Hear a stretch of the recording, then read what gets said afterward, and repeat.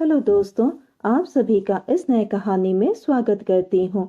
Boss ने जो कुछ करने के लिए कहा, मैंने ठीक वैसे ही किया।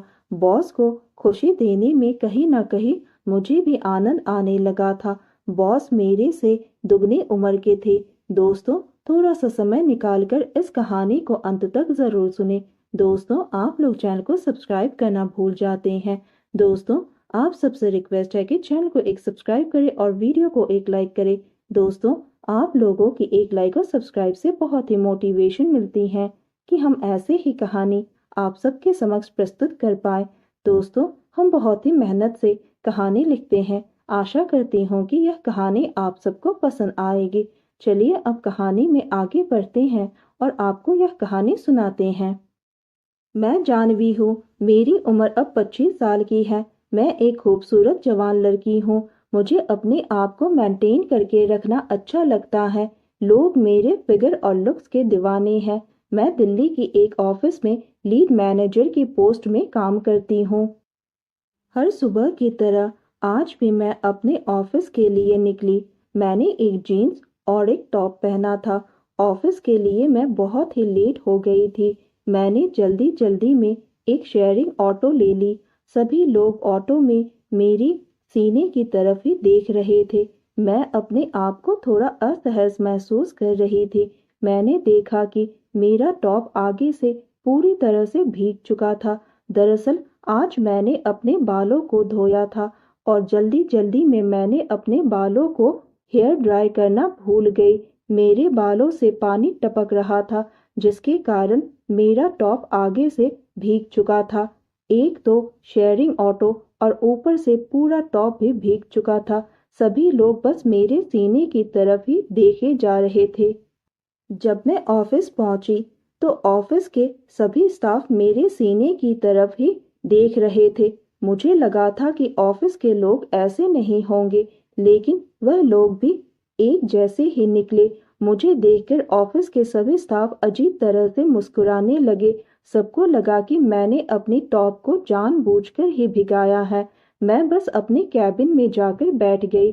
जब मैं अपने पीसी को ऑन किया तो मैंने देखा कि मेरे जो ऑफिस के बॉस है, उन्होंने मुझे एक मेल भेजा है और कहा है कि मुझे कॉल करो। मुझे लगा कि कॉल करने से बेहतर है कि मैं उनसे कैबिन में ही जाकर मिल लेती हूँ।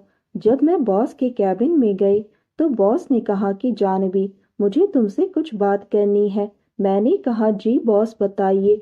तब बॉस ने कहा कि जानवी, हमारी कंपनी ने कुछ स्टाफ को ऑफिस से टर्मिनेट करने का फैसला किया है। उसमें से तुम्हारा नाम भी है। मैंने कहा बॉस, अगर मेरी नौकरी चली जाएगी तो मैं सड़क पर आ जाऊंगी।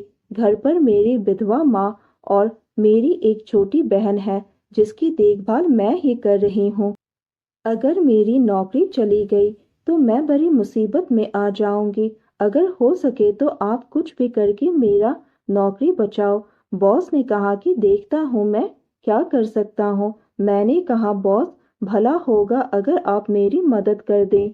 बॉस ने कहा कि जानवी, ऑफिस में तुम हमेशा लेट आती हो, कभी भी ऑफिस पर टाइम से नहीं आती हो।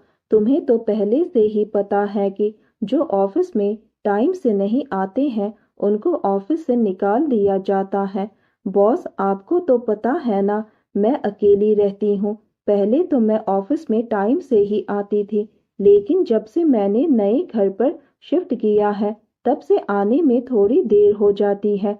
मैं कोशिश तो करती हूँ कि ऑफिस टाइम से पहुँच जाऊँ, लेकिन आपको तो पता है ना ट्रैफिक कितनी है, इसीलिए कभी कभार देर हो जाती है। अगली बार से ऐसा नहीं होगा। बॉस, मैं अपनी जॉब को बचाने के लिए कुछ भी कर सकती हूँ। बॉस ने कहा कि अब तुम अपने कैबिन पर जाओ, देखता हूँ कि मैं क्या कर सकता हूँ। शाम को बॉस ने मुझे अपनी कैबिन पर बुलाया और कहने लगे कि जानवी, तुम्हारे लिए एक ऑफर है। अगर तुम वह ऑफर मान लेती हो तो तुम्हारी नौकरी नहीं जाएगी। मैं बॉस के ऑफर को सुने बिना ही हाँ कर दी। मैंने कहा बॉस, जो भी ऑफर होगा मुझे मंजूर है। बॉस अपनी कुर्सी से उठकर मेरे पास आए और मेरे दोनों कंधों पर हाथ रखा। हम दोनों अब आमने सामने खड़े थे।